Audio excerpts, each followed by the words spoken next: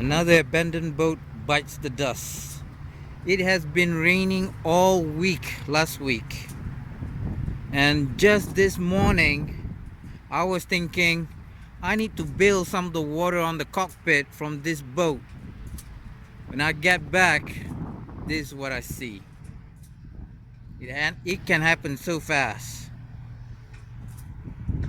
Let this be a lesson to all boat owners out there. If you want to leave your boat for a long period of time, make sure it doesn't have a leak.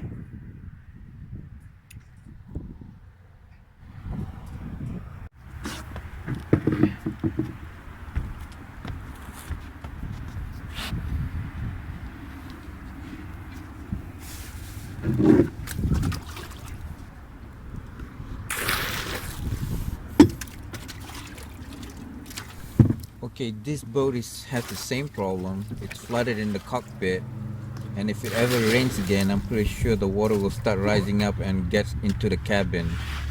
But for now, looks like the cabin is dry. Thank goodness. There's no water inside. I don't want this boat to end up just like the other one. It turns out that this one, the scuppers are all plugged up, so when I clean up the scuppers, the water drains out.